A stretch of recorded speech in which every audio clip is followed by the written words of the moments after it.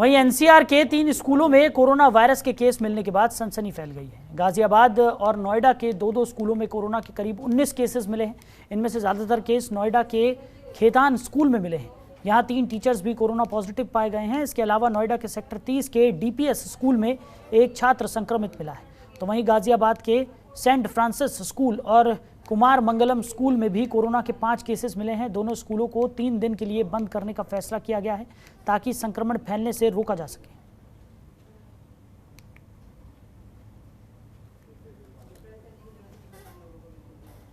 ये 2 स्कूलों में बच्चे मिले हैं।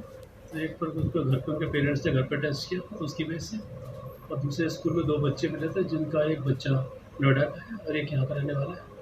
तो इन्हीं स्कूलों के लिए और उनकी कॉन्टैक्ट ट्रेसिंग के लिए आज टीम भेज दी गई है तथा इनका वैक्सीनेशन के लिए भी टीम भेज दी गई स्कूल।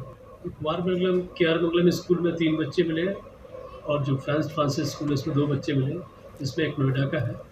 दोनों ही स्कूल में टीम भेज दी गई, सैनिटाइजेशन के लिए भी निर्देशित कर दिया गया और वैक्सीनेशन तथा उनके कॉन्टैक्ट ट्रेसिंग के लिए टेस्टिंग की टीम।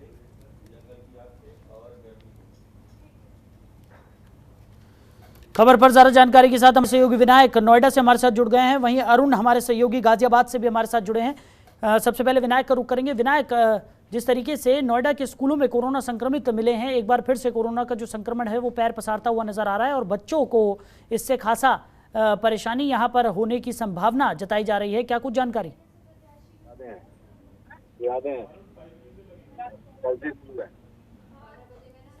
विनायक, सुन पा रहे हैं आप? आवाज आ रही है? जी विनायक, हम सुन पा रहे हैं, बताइए। आपको वैसे गौतम बुद्ध नगर में जो कोरोना का ग्राफ है वो बढ़ता चला जा रहा है और स्वास्थ्य विभाग के लिए बहुत ही चिंताजनक की बात है कि स्कूल के अंदर में जो है छात्र वो कोरोना पॉजिटिव निकल रहे हैं। वहीं आकर बता दें कि सेक्टर 40 में खेतान पब्लिक स्कूल है, वहाँ पर 3 टीचर के सहित जो 36 और 9वीं और 12वीं क्लास के बच्चे हैं, कुल मिला के 13 छात्र जो है कोरोना पॉजिटिव निकल करके सामने आए हुए हैं। तो स्वास्थ्य विभाग की टीम के द्वारा जो है जो स्कूल है उसको पूरी तरीके से सैनिटाइज किया जा रहा है। साथ ही साथ जिन बच्चे कोरोना पॉजिटिव थे उन लोगों के घर जाकर के कोविड टेस्ट किए जा रहे हैं और जो उनके आसपास में जो लोग हैं, जो उनके फ्रेंड सर्कल है, उन सब लोगों की भी टेस्टिंग की जा रही है। साथ ही साथ स्वास्थ्य विभाग की तरफ से जो है जितने भी स्कूल है उन सबको जो है एक पत्र जारी कर दिया गया है और सभी के लिए बोला गया है कि अगर किसी भी तरीके से कोई लक्षण दिखाई देते हैं तो उनको तत्काल स्वास्थ्य विभाग को संपर्क किया जाए और आसपास के जो अस्पताल है वहाँ पर कॉन्टेक्ट किया जाए, जिससे कि जो कोरोना के बढ़ते मामले हैं उसको रोका जा सके। साथ ही साथ अगर नोएडा के जिलाधिकारी की बात करें तो उन्होंने भी सभी अभिभावकों और स्कूल प्रशासन को जो है एक संदेश दिया है कि अगर किसी भी तरीके से कोविड-19 के जो गाइडलाइंस है उसको कोई नियम के उल्लंघन करता है तो उसके खिलाफ सख्त से सख्त कार्रवाई की जाएगी। लगातार जो है अब स्कूलों में भी जो निगरानी टीम है वो वहाँ पहुंच रही है, जितने भी स्टूडेंट है उनके ऊपर नजरें बनाए रखी हुई है। जी विनायक, वहीं खेतान स्कूल की बात करें, जिस तरीके से आपने जानकारी दी कि सबसे ज़्यादा जो संक्रमित बच्चे हैं वो खेतान स्कूल में ही पाए गए हैं, क्या वहां पर किसी तरह के मानकों का उल्लंघन देखने को मिला जिसकी वजह से ये बड़ा आंकड़ा सामने आया है? क्योंकि टीचर्स भी बताए जा रहे हैं कि कई टीचर्स भी वहां पर कोरोना संक्रमित पाए गए।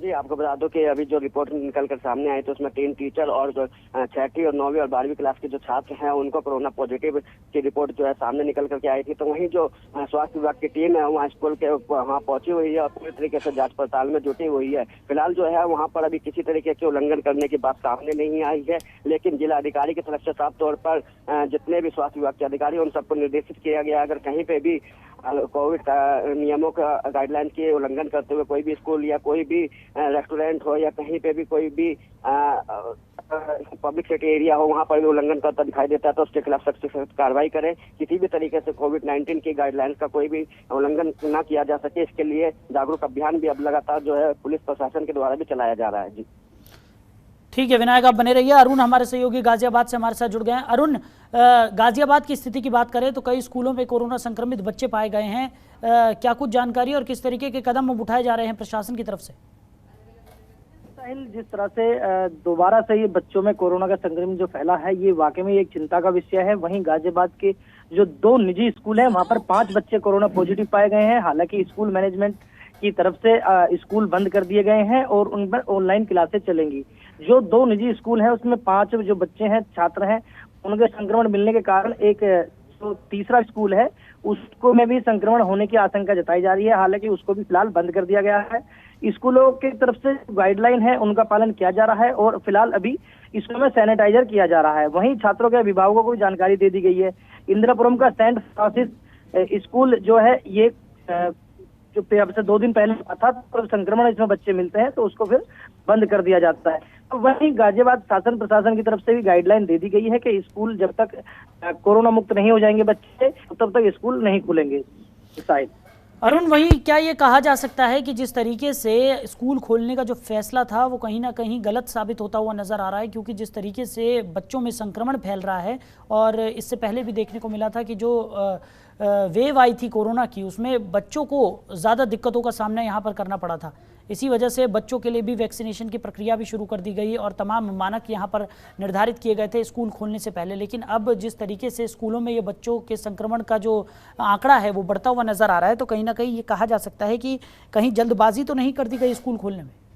नहीं, देखिए साहिल, इस बात का अंदेशा पहले ही जताया जा रहा था, क्योंकि जिस तरह से कोविड के जो टीकाकरण हुआ है वो अभी बच्चों में नहीं हुआ था पूरी तरह से, क्योंकि जो 18+ थे उनको तो डोज दे दी गई थी, दोनों डोज दे दी गई थी और बूस्टर का लगने का काम भी शुरू हो चुका है। लेकिन अभी जो बच्चे हैं, हालांकि थोड़े बच्चे लापरवाही भी कर जाते हैं, जो 2 गज दूरी होती है, मास्क की जरूरी होता है, तो उसकी भी गाइडलाइन का पालन नहीं कर पाते हैं।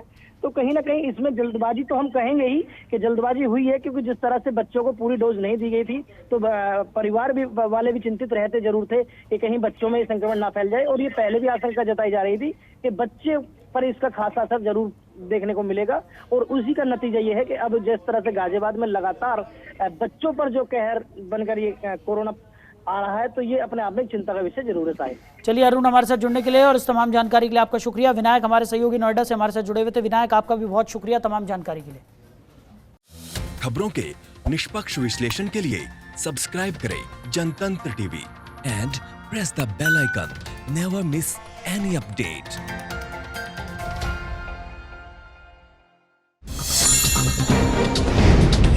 डाउनलोड कीजिए जनतंत्र टीवी ऐप को, जो कि अवेलेबल है गूगल प्ले और ऐप स्टोर पर।